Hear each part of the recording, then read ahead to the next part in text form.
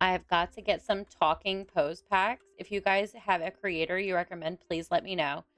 So basically, Tiara has realized through scrying that Frederick got married.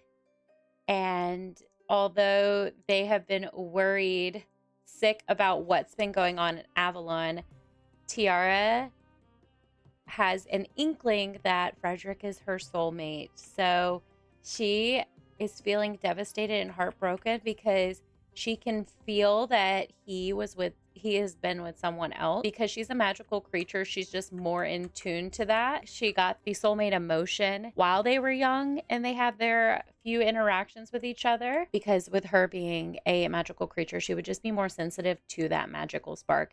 And Frederick didn't notice it because he was so young, but he has been obsessed and infatuated with her ever since then. Tiara is out here talking to her mother, Lady Isabella, about when can they go back. It is the year 1316, so it's been 3 years since their family was basically annihilated and they have fled to Glimmerbrook. Tiara also has not been able to use magic since she brought her mother back from the brink of death, because she was a young child and used blood magic and life magic to save her. Tiara has been focusing on herbalism and seances and seeing, but she cannot cast spells. And her mother has been also researching and studying with her, helping her. Other than them chatting about this little update, there is no plan for them to return yet.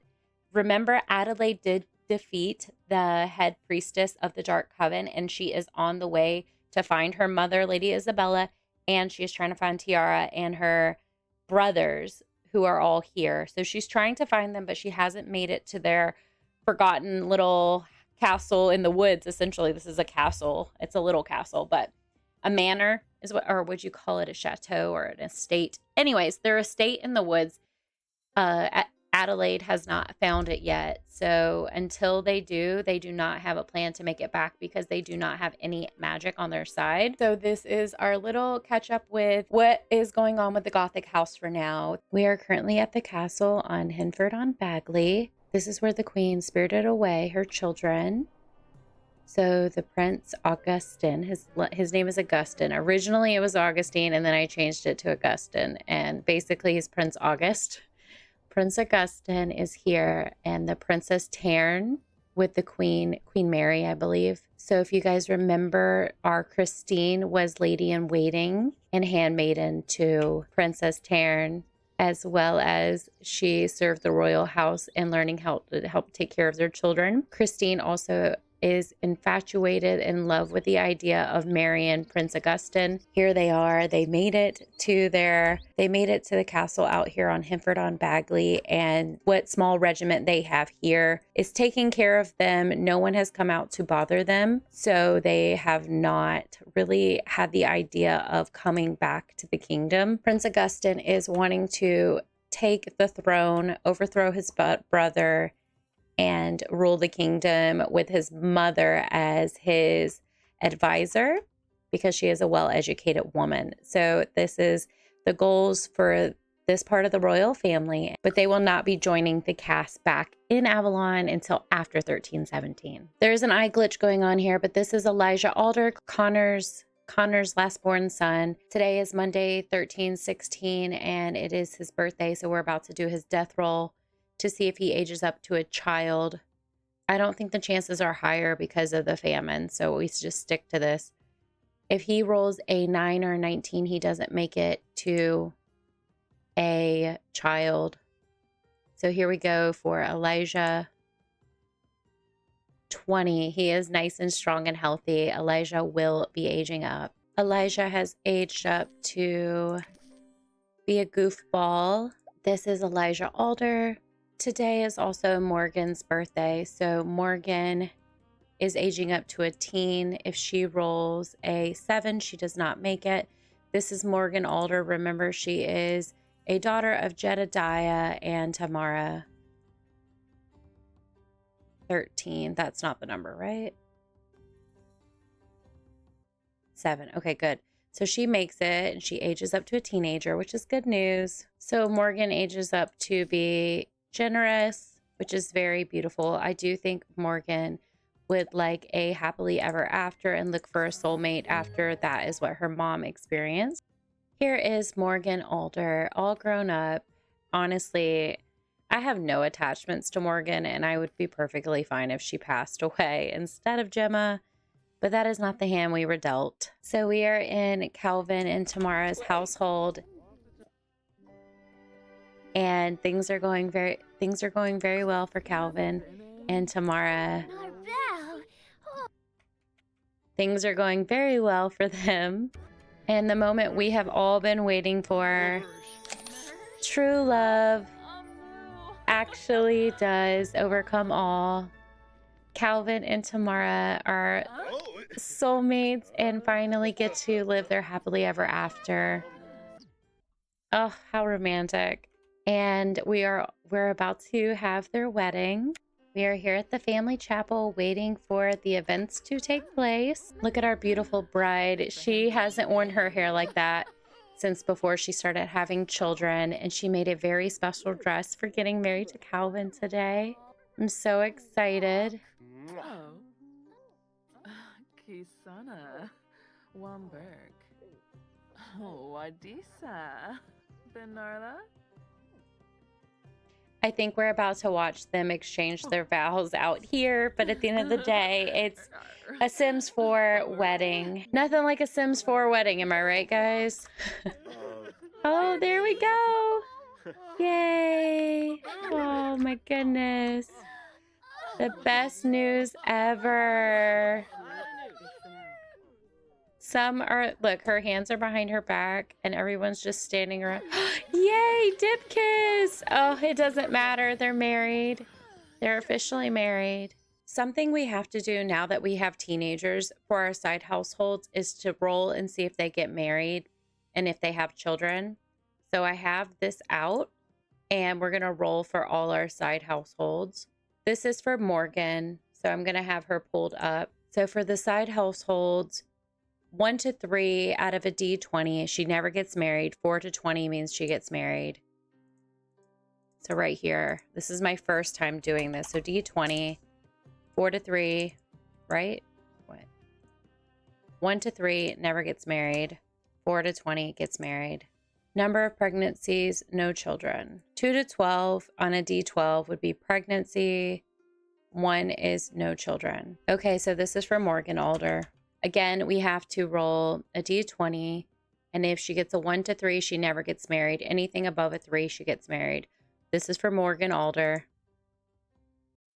Morgan Alder gets married, and if she will be having children, it's a D12, and 2 to 12, pregnancy, number of pregnancy tries, and 1 is no children. Okay, how many pregnancy tries does Morgan get? 7. Wow, Morgan is definitely going to get to try to have several babies. I will feel awfully bad for Christine if she doesn't get married because she really dreams of getting married. So it's a D12, 4 to 20 gets married. We will also, okay. D20 is if she gets married. This is for number of children. All right, let's roll for Christine.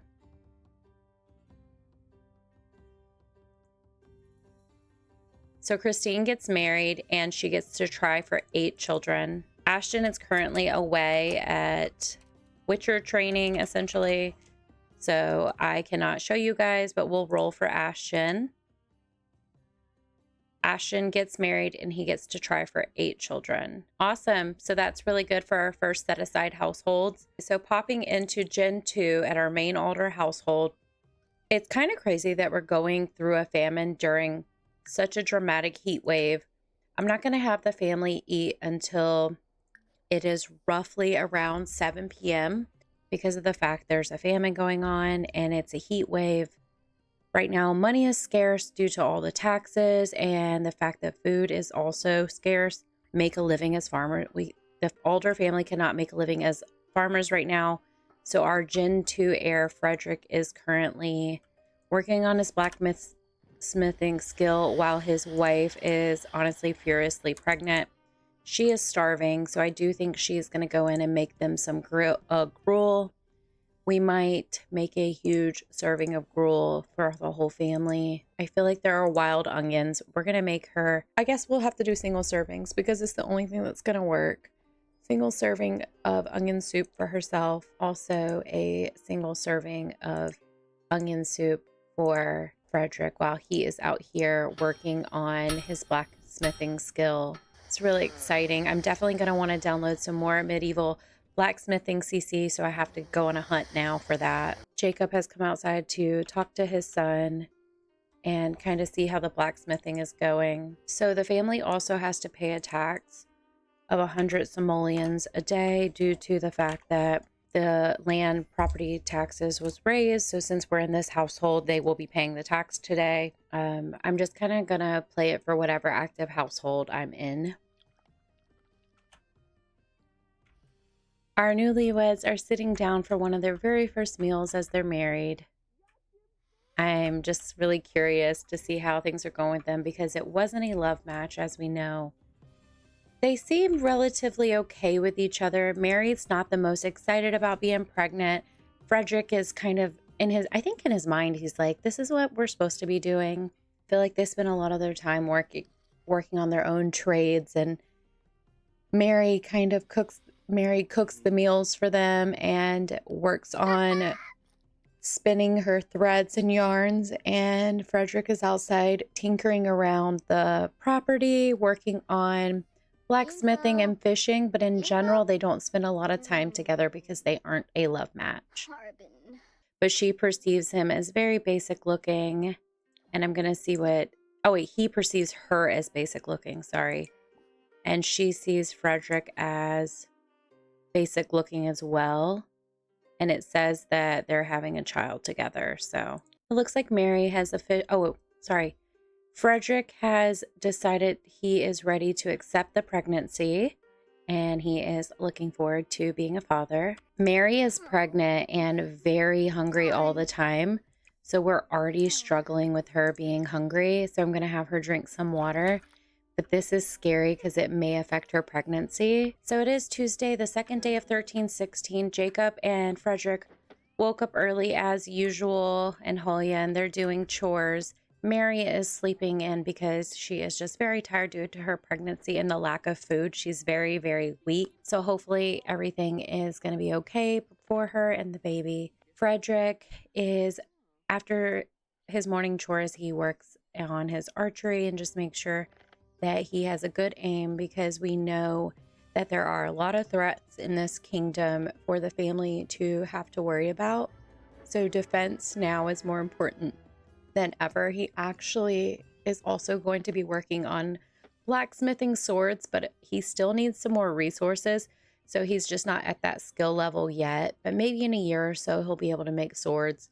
He is really hard working when it comes to the blacksmithing skill, but unfortunately we lost Pascal so early that he only has very, very basic abilities in the realm of blacksmithing. I will also add, just because I'm not showing you guys that the vampires are doing blood sacrifices every single day, it is happening from the year 1315, 1316, and 1317, but I'm not going to show them because that's just extra tabbing. But don't worry, I'm deleting 4 sims per year to account for that vampire attack. Because as you remember, in the Extreme Ultimate Decade, a year is 4 days. Looks like Mary is still sleeping. We're going to let her continue sleeping, but it is almost 10 a.m. Frederick is just doing a little bit of fishing, seeing if he can catch anything for their dinner tonight. I do think Frederick is about to upgrade and get some facial hair, though, because Mary has woken up and she is very upset. Looks like Halia is coming over to visit. So Mary is going to spend... They only have 400 simoleons, and at the end of the day, they have to pay their taxes. I'm going to get her to spin some red yarn because that is the color of the kingdom, so it would probably sell the fastest. Frederick is looking in this wild beehive to see if any honey has collected, just because they are so desperate for any types of food, but it looks like he is out of luck this time. Mary's father has come to visit and give Frederick some advice now that he is soon to become a father. If you guys remember, a few of the alders know how to read. Frederick knows his basic letters and sounds, but he's not the best at reading, so that's not really a skill he has. It looks like he's not in the best of moods. Neither is Mary. She hasn't even gotten dressed today. She is just so hungry. I think I am going to give them a sale. Oh, there is this leftover stew that she has. It is rotten, but I've decided that they could eat rotten leftovers throughout the day and it not count as their meal. But there is the consequences of the fact that things are spoiled. So I hope you guys are okay with that adjustment I made. I am going to have them search pockets every single day. I simply just think that's something they would do because they're so desperate not to let a single doubloon, simoleon, or whatever get out of their hand.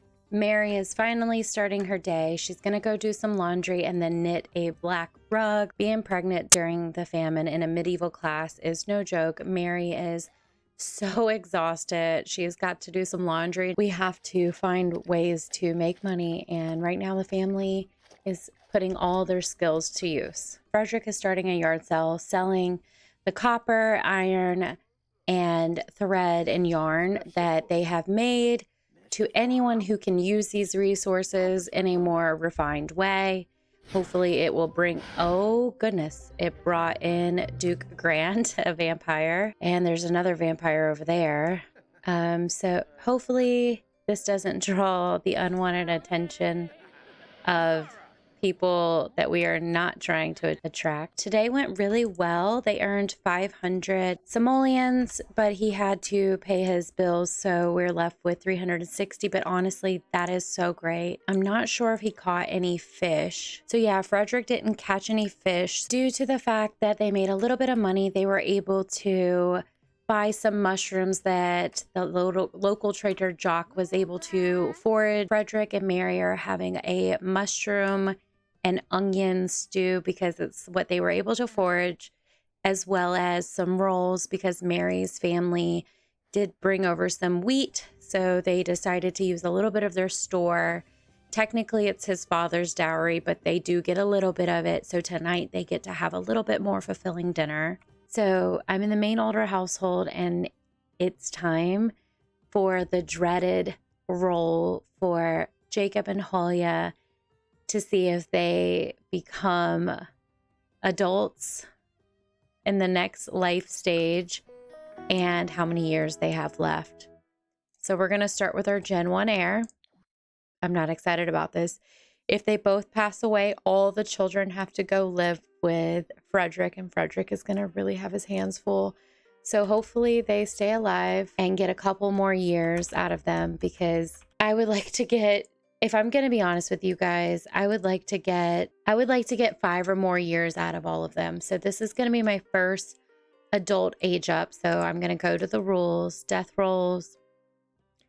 They are young adults. They're about to go to the adult life stage. Oh man, I feel nauseous about this. If they get anything less than 9, they do not live. And then we roll a d10 to see how many years they have left. So they have officially reached the age 40. So d20, anything less than 9, and also a d10. This is for our heir. Oh, I feel like I'm going to be sick. Jacob. This is for Jacob, our heir, Gen 1. Jacob makes it by the hair of his teeth. He did not get less than a 9. It makes sense because of the famine, why he's so close, and he gets 6 more years. And I did tell you guys, I wanted at least 5 more years.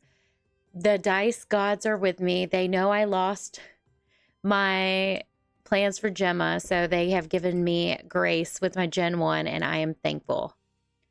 Well, I love to see it. I pop into this house, and Frederick is spending time with his mom, which is now more important than ever. Maybe he can tell that her health isn't what it used to be due to the fact that she is probably sacrificing meals and not eating during the famine to make sure her family is all fed. They are a really big family.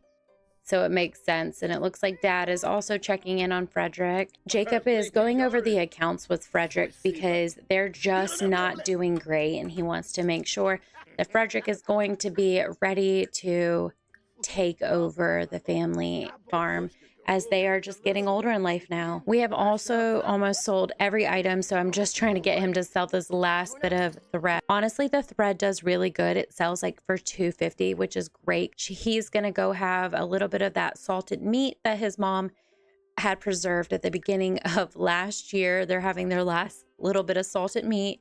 He's going to have the one meal. I'm going to delete it, and then they're going to go to bed. Thursday, the last day of 13/16, and we just got the notification that labor has officially started for our Gen 2, giving birth to Gen 3.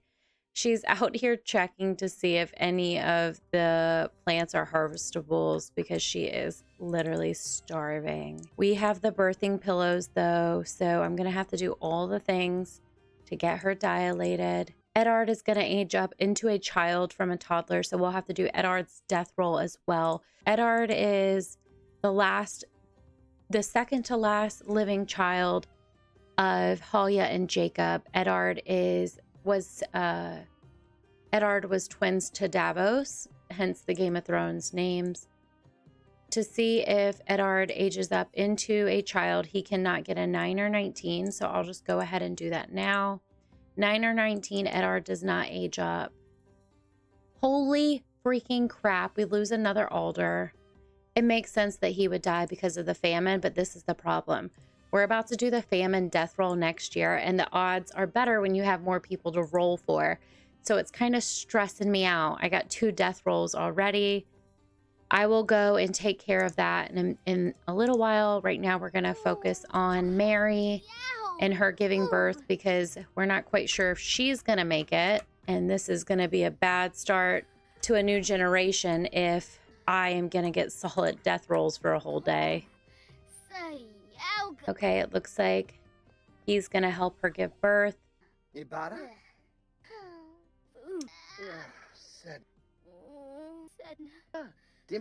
So we're having baby Ann Alder.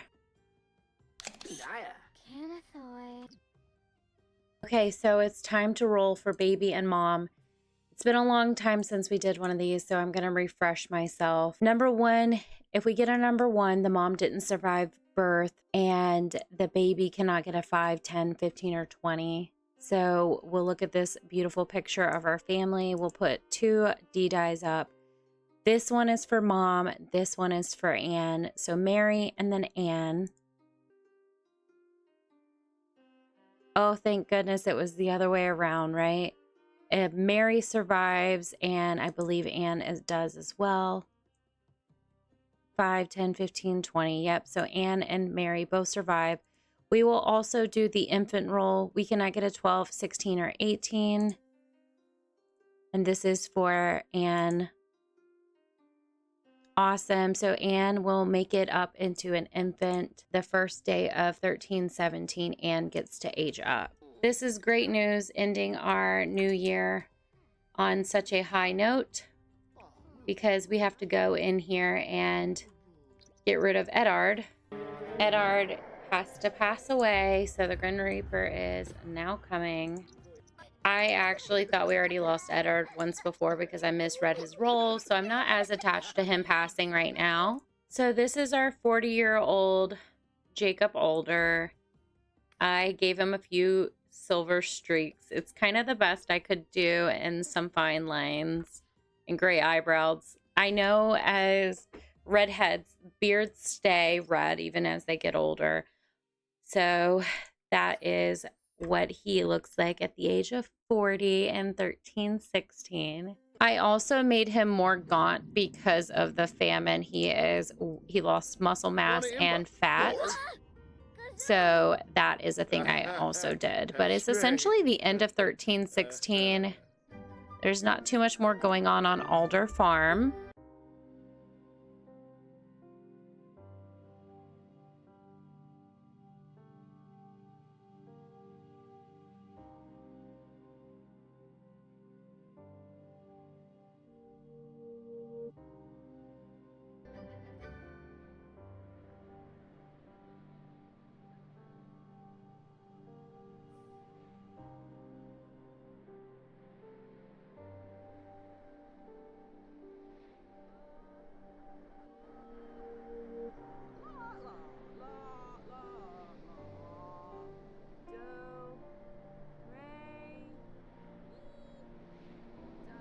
Hey everyone, don't hate me. I really just think this scene is so beautiful. And I had a really sad idea that Princess Eleanor, after losing her husband and her children, even though she's under the thrall of Vladimir, maybe she has a moment to herself, looking out into the ocean and realizing that she does not want to be the host of Vladimir's long lost love. So I think, I don't want to controversially say, because if you are suffering from mental health, you should take care of yourself, but this is a fantasy story. So please just take that into consideration, that these are pixels, it's not real life. But I think Princess Eleanor will join the sea from her destination, from her current position. I think she will join the sea to be free. I think she likes the idea of possibly her chances with the cliffside and that sea monster, then the monster who has been controlling her for the last 3 years. It's almost been 4 years, to be honest. And one more day, it'll be 4 years since everything Vladimir has done, since everything that has happened with Vladimir and the Dark Coven of Witches. And she doesn't want to be the host of his long lost soulmate. So I think we are seeing the end of Princess Eleanor. Now I'm just going to use MCC, but you guys know that she basically is going to fling herself over and try to survive the fall, is what we're going to say. So without further ado, I just think that's, if she could get a moment to herself, that will be what she would do. In her final moments, it looks like she is thinking about her brother and hoping that he will take over the throne from her. It looks like she's thinking about Prince Augustin, and I think she's hoping that he will come and rescue everyone. But right now, Adelaide is gone. Adelaide is her daughter with Roderick, Lord Roderick, and she was in the Dark Coven. And that's the only child that she knew was still living. She doesn't know that her sons were spirited away by Lady Isabella.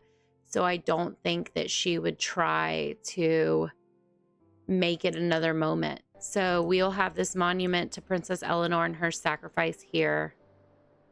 Ooh, that sea monster is getting really close. I have the High Priestess harvesting herbs because they are getting ready to do a giant spell. King Regent James's son with Enchantress Adriel has been born, and his name is Armando Adriel. Probably because his mother would not tell the king right away that his son was born. The princess also gave birth to a princess named Scarlet and Sloane.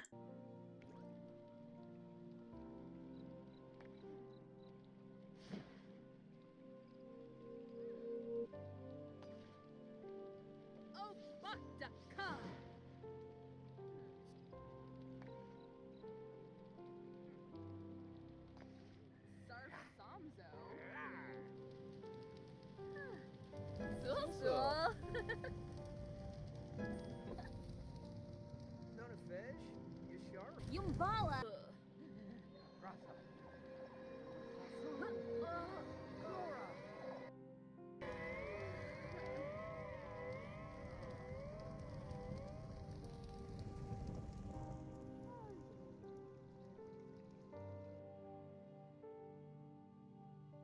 They transferred as much of the blood sacrifice that all the vampires have been doing for the last 2 years into the host for their dark goddess, Naru.